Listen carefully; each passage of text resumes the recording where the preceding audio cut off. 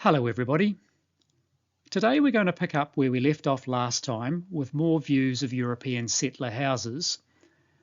The last painting we looked at was a George O'Brien watercolour from the 1860s showing the residence of George Clifford at the Acclimatisation Society grounds at Opaho. Here's another O'Brien watercolour showing a residence in a similar part of the city.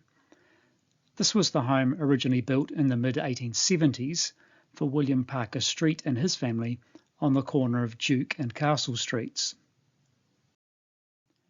Melbourne-born William Parker Street arrived in Dunedin in 1862 and became a clerk at the Magistrates' Court. Later he became Registrar of Births, Deaths and Marriages, and then went into business as a land and insurance agent. He married Margaret Black in 1868, and they would have 8 children. William became a city councillor in 1880 and mayor of Dunedin at the end of November 1883. On the 8th of December 1883, just a few days after his becoming mayor, William and Margaret's eldest son William Edward Street and 3 of his mates, one of whom was his cousin John Hawkes, caught the train to Saddle Hill to go rabbit shooting. Later in the day, while they were waiting for the return train at the mine where John's father, William's uncle, worked, John began clowning around with one of the shotguns, acting out a make-believe robbery. The gun was cocked and loaded.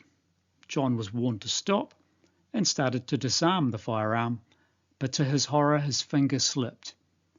The gun went off while pointed at his cousin's head, and 14-year-old William Edward Street was killed instantly. In 1888, the Streets moved to Melbourne, where in 1894, William Parker Street almost lost his life in an actual robbery. He was heading home one evening when he was approached by 3 recently released convicts with handkerchiefs over their faces. One of them presented a revolver and demanded William empty his pockets. William raised his umbrella and struck his assailant in the face, tearing away the handkerchief, but was struck on the neck by one of the other men with a rock in a makeshift sling. All 3 then set upon him, kicked him until he became unconscious, and robbed him of his watch, diamond ring and cash. One of the men was arrested on suspicion of another crime later that night and found to have William's watch on him. The other 2 were subsequently rounded up, and all 3 were given 10-year jail terms, with periods of solitary confinement and 20 strokes of the cat-o'-nine tails. A couple of years later, William suffered an attack of paralysis that forced him into an early retirement. He passed away in 1899 at the age of just 53.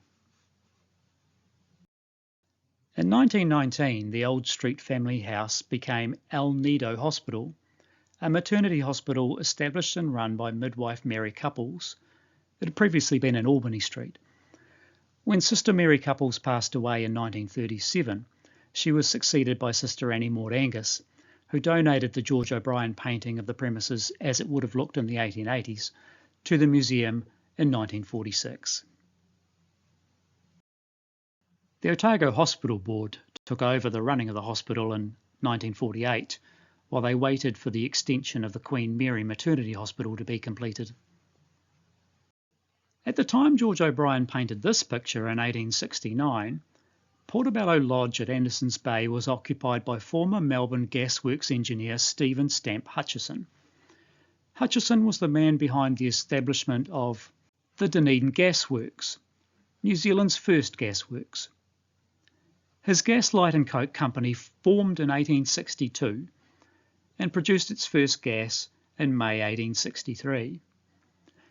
He sold the gasworks to the city in the 1870s and built a second gasworks at Caversham in 1881. After filing for bankruptcy in 1885, a warrant was issued for Hutchison's arrest to answer charges that the bankruptcy was fraudulent. A constable was dispatched to Melbourne to track him down, and he was eventually arrested after sailing back to New Zealand and arriving in Auckland en route to Dunedin. He was committed for trial and released on bail. but then allegedly attempted to abscond. He got as far as Invercargill before being rearrested.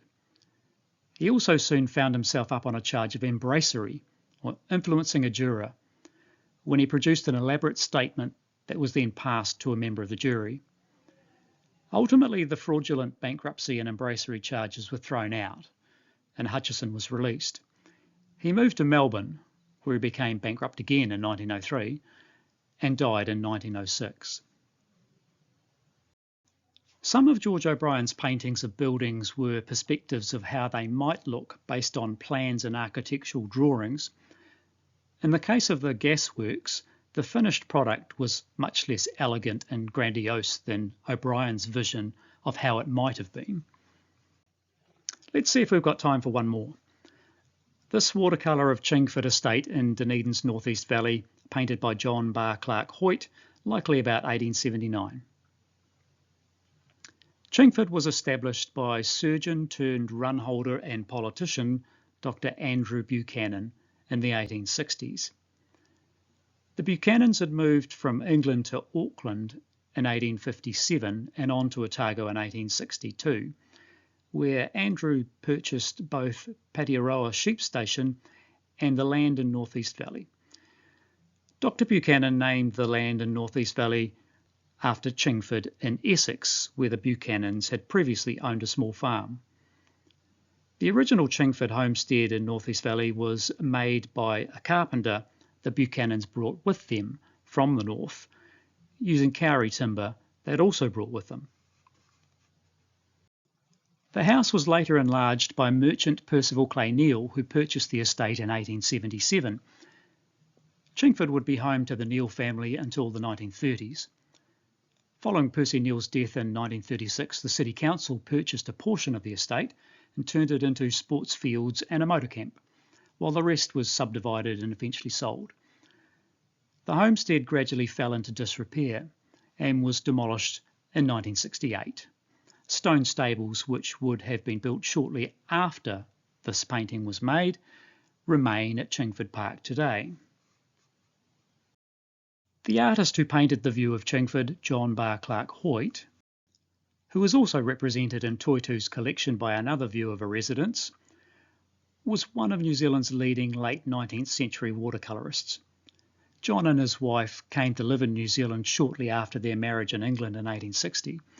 After living in Auckland for 16 years, where John worked as a customs clerk, then school teacher, private art teacher and painter, the Hoyts moved to Dunedin, but only lived here for 3 years before heading to Australia in 1879.